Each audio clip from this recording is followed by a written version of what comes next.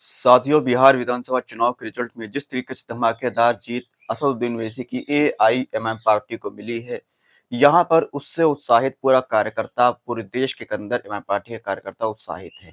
अब सीमांचल के अंदर एक बार फिर से बैरिस्टर असदुद्दीन ओवैसी साहब आने वाले हैं। चुनाव में जीत के बाद बैरिस्टर असदुद्दीन ओवैसी साहब सीमांचल वालों का शुक्रिया अदा करने 21 तारीख से लेकर 22 तारीख तक, 21 नवंबर से 22 नवंबर तक सीमांचल का दौरा करेंगे। ये पहली बार हो रहा है कि बैरिस्टर असदुद्दीन ओवैसी साहब चुनाव में जीत हासिल करने के बाद बिहार आ रहे हैं, सीमांचल को आ रहे हैं। पिछले बार जब असदुद्दीन ओवैसी साहब एमआईएम पार्टी के 5 विधायक चुनाव जीते थे, तो बैरिस्टर साहब बिहार नहीं आए थे। तो इस वजह से लोगों में एक नाराज़गी थी कि बिहार के लोगों ने, सीमांचल के लोगों ने ओवैसी साहब को 5 सीटों में कामयाबी दिलाई, उसके बाद भी शुक्रिया अदा करने बैरिस्टर ओवैसी साहब बिहार नहीं पहुँचे थे। लेकिन इस बार वो नाराज़गी को दूर करते हुए जब इस बार एमआईएम पार्टी का रिज़ल्ट आया है, 5 सीटों पर एमआईएम को बड़ी कामयाबी हासिल हुई है, तो यहाँ पर बैरिस्टर ओवैसी साहब खुद चलकर सीमांचल आएँगे 21 नवंबर को और 22 नवंबर तक वो रहेंगे, 2 दिन का दौरा है ये।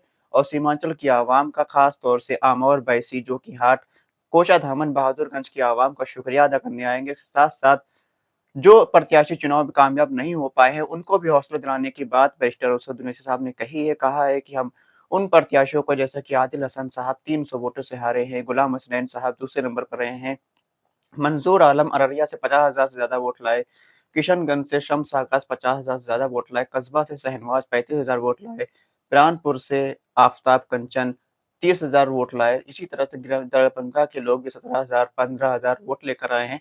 तो जो प्रत्याशी कामयाब नहीं हो पाए हैं, उनको भी हौसला देने का काम बैरिस्टर असदुद्दीन ओवैसी साहब करेंगे, उन्होंने अपने बयान में बताया है। और साथ ही साथ ये भी कहा है कि जो प्रत्याशी चुनाव जीते हैं, उनसे काम करवाना अब हमारी ज़िम्मेदारी है। हम किसी को आराम से बैठने नहीं देंगे। जिस तरीके से हैदराबाद के अंदर इमाम पार्टी के विधायकों को बैरिस्टर ओवैसी साहब काम करवाते हैं, उसी तरीके से सीमांचल के जो विधायक चुनाव चुन चुन कर आए हैं, उनको बैरिस्टर ओवैसी साहब उनसे काम करवाएँगे। अगर कोई गलती उनकी आ रही है, तो उनको पनिशमेंट भी देने का काम करेंगे और जो चीज़ उनको समझ में नहीं आ रही, तो बैरिस्टर ओवैसी साहब उनको वो चीज़ समझाने की कोशिश भी करेंगे कि आपको इस तरीके से काम करना है, इस तरीके से काम नहीं करना है। मान चलिए कि हैदराबाद मॉडल अब सीमांचल में आने वाला है। ओवैसी साहब ने ऐलान भी किया था चुनाव के वक़्त कि आमौर में दारुस्सलाम खोला जाएगा, तो हमें उम्मीद है कि हो सकता है कि दारुस्सलाम आमौर में जल्द ही खुल जाए और जिस तरीके से हैदराबाद के दारुस्सलाम में बैरिस्टर असदुद्दीन ओवैसी साहब, उनके साथ-साथ हैदराबाद के 7 एमएलए और 2 एमएलसी और कॉर्पोरेटर्स बैठते हैं, उसी तरीके से सीमांचल के दारुस्सलाम में भी अख्तुल ईमान के साथ बाकी 5 विधायक भी कुर्सी डालकर बैठेंगे और अपनी आवाम की, अपनी जनता की समस्याओं को सुनेंगे और उनको हल करने की कोशिश करेंगे। तो बैरिस्टर ओवैसी साहब का चुनाव में जीत के बाद ये पहला सीमांचल दौरा है। लोगों में उत्साह है, आवाम में खुशी है कि बैरिस्टर ओवैसी साहब आवाम का शुक्रिया अदा करने आ रहे हैं। अब देखना होगा कि बैरिस्टर ओवैसी साहब जो 5 विधायक चुनाव चुन कर आए हैं, उनसे किस तरीके से काम करवाते हैं क्योंकि सीमांचल के मुद्दे बहुत गंभीर हैं। यहाँ पर ना रोड है, ना पुल है, ना पुलिया है, ना ही रोज़गार है।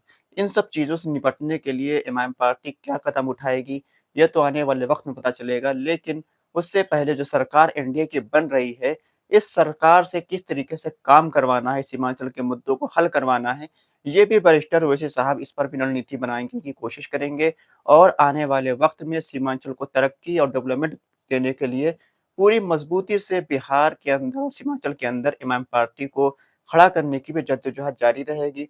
जिन सीटों पर इमाम पार्टी इस बार चुनाव में हार गई है, उन सीटों को मज़बूत करने की ज़रूरत भी इमाम पार्टी को नज़र आ रही है। इसी वजह से बैरिस्टर असदुद्दीन ओवैसी साहब बिहार आ रहे हैं।